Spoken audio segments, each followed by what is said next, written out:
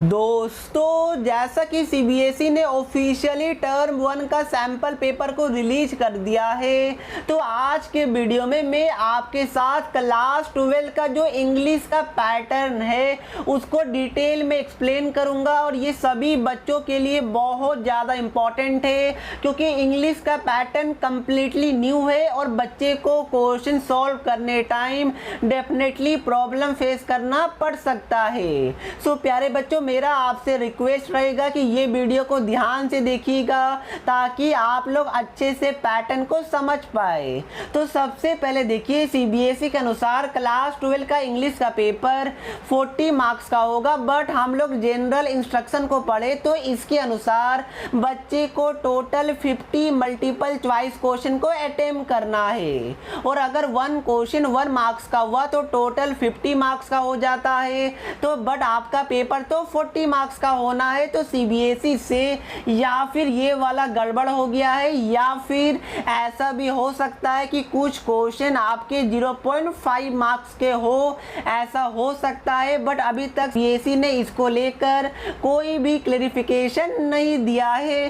तो फिलहाल आज के वीडियो में जो मैं डिस्कशन करूंगा वो इसी वाले कोडिंग करूंगा। तो सबसे पहले देखिए, आपके पेपर को टोटल सेक्शन में डिवाइड किया गया है।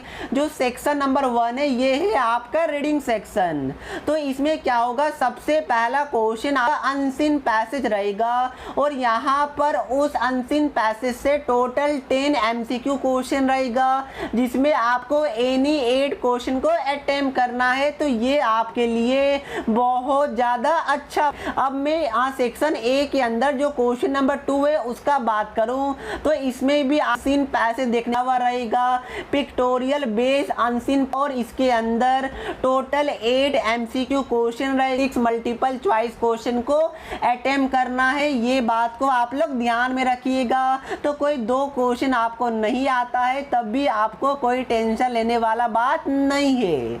अब देखिए, ये वाला क्वेश्चन है, ये विजुअली इम्पेयर्ड कैंडिडेट के लिए, मतलब कि जो देख नहीं सकते हैं, तो इसको आप लोग इग्नोर कीजिएगा, ये आपके लिए नहीं है।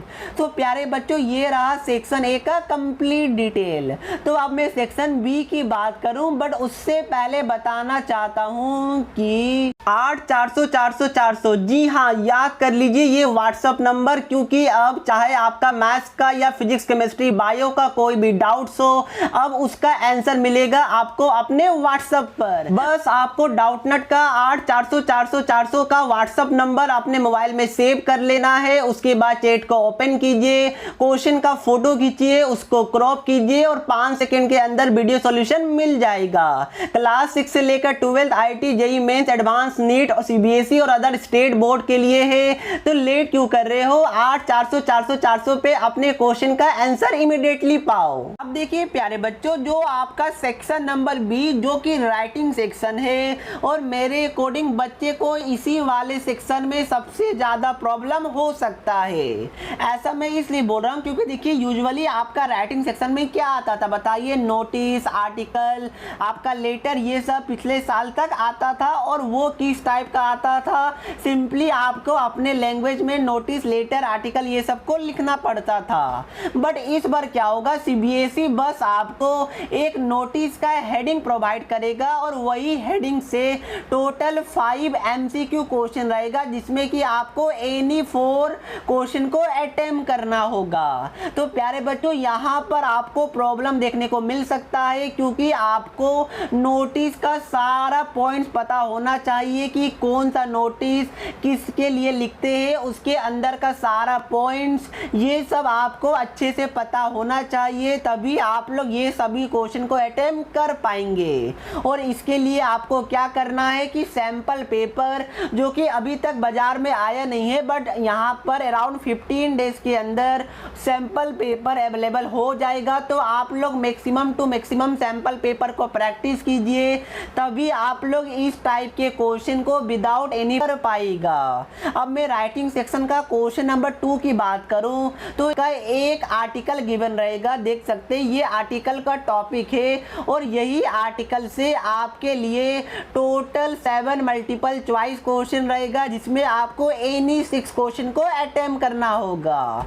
सो प्यारे बच्चों इसमें भी आपको प्रॉब्लम देखने को मिल सकता है, इसके लिए सैंपल पेपर को प्रैक्टिस करना मस्ट है। सीबीएसई वाला तो है ही, बट कम से कम 10 to 15 सैंपल पेपर का प्रैक्टिस राइटिंग सेक्शन के लिए स्पेशली प्रैक्टिस करना ही करना होगा अगर आपको इस वाले सेक्शन में फुल मार्क्स चाहिए। तो ये था हमारा राइटिंग सेक्शन के बारे में। अब जो हमारा सेक्शन नंबर सी है वो है लिटरेचर पार्ट। इसमें ध्यान रखिएगा कि टोटल 30 क्वेश्चन है और इसमें आपको एनी 26 क्वेश्चन को अटेम्प्ट करना है, मतलब 4 क्वेश्चन नहीं भी आएगा कोई बात नहीं, उसको आप लोग स्किप कर सकते हैं। तो प्यारे बच्चों यहाँ पर क्या होगा, सबसे पहले लिटरेचर सेक्शन के अंदर जो पहला वाला रहेगा ये आपका एक्सट्रैक्ट रहेगा। आपके फ्लेमिंगो और जो बिस्तास बुक है उससे एक एक्सट्रैक्ट को उठाया जाएगा और उसके अंदर पहला वाला एक्सट्रैक्ट के अंदर एनी मतलब टोटल 5 रहेगा।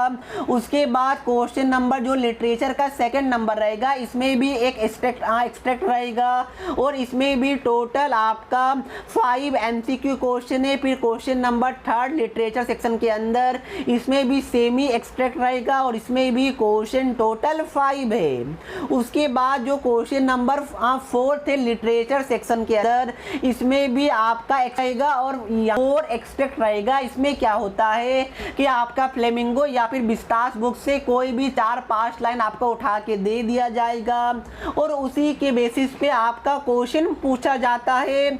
और उसके बाद जो आपका लिटरेचर सेक्शन के अंदर क्वेश्चन नंबर 5 और ओवरऑल पेपर के अंदर जो क्वेश्चन नंबर 9 है इसमें आपका टोटल 10 एमसीक्यू क्वेश्चन रहेगा।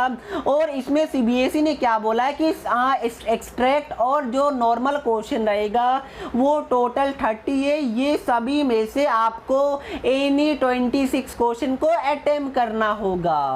तो प्यारे बच्चों ये था आपका कंप्लीट पेपर का पैटर्न। बट एक बात को ध्यान रखिएगा कि लिटरेचर का जो एमसीक्यू क्वेश्चन है ये तभी आप लोग कर पाएगा जब आप लोग अपने फ्लेमिंगो और बिस्तास बुक को लाइन बाय लाइन रीड किया होगा, क्योंकि क्वेश्चन कोई भी लाइन से पूछा जा सकता है। तो अगेन बच्चे को इस वाले पैटर्न में भी प्रॉब्लम हो सकता है। इसका एक ही सॉल्यूशन है कि आपको ज़्यादा से ज़्यादा क्वेश्चन को प्रैक्टिस करना। पहले क्या होता था कि बच्चे इंग्लिश को लीस्ट फोकस करते थे, कम टाइम देते थे और यहाँ पर एग्ज़ाम के 2-4 दिन पहले 1-2 सप्ताह पहले ही इंग्लिश को टच करते थे। बट अब ये वाला पैटर्न काम में नहीं आएगा। ये वाला जो आपका रूल था या फिर रूटीन था ये अब काम में नहीं आएगा, क्योंकि अगर आपको इंग्लिश में अच्छे मार्क्स चाहिए तो डेफिनेटली आपको फ्लेमिंगो और बिस्तास का लाइन बाय लाइन रीड करना पड़ेगा। अदरवाइज क्वेश्चन को सॉल्व करने टाइम डेफिनेटली आपको प्रॉब्लम फेस करने को मिलेगा। तो ये बात को आपको ध्यान में रखना पड़ेगा। तो अगर आप लोग लास्ट मतलब कि 2000 जो 19 to 20 का पैटर्न था अगर उससे आप लोग 2021 to 22 का पैटर्न को आप लोग कंपेयर करवाइएगा तो ये वाला पैटर्न बच्चों के फेवर में ज़्यादा था। कम पढ़ेंगे तो भी अच्छे मार्क्स आ सकते थे, बट जो इस बार का पैटर्न है इसमें बच्चे को थोड़ा सा ज़्यादा अच्छे से पढ़ना पड़ेगा, अंदर जाके पढ़ना पड़ेगा। तो ये था आपका इंग्लिश का कंप्लीट डिटेल पैटर्न। तो आई होप दोस्तों आपको पैटर्न बिल्कुल अच्छे तरीके से समझ में आ गया होगा। तो फिलहाल यही बातों से मैं आज के वीडियो को समाप्त करता हूँ। डोंट वरी, मैं भी आपको सैम्पल पेपर प्रोवाइड करूँगा और अदर सब्जेक्ट का एमसीक्यू क्वेश्चन का सीरीज हमारे चैनल पे आने वाला है। तो उसके लिए चैनल को सब्सक्राइब जरूर कर दीजिएगा। तो मिलते हैं नेक्स्ट वीडियो में, तब तक के लिए पढ़ते रहिए। जय हिंद, जय भारत।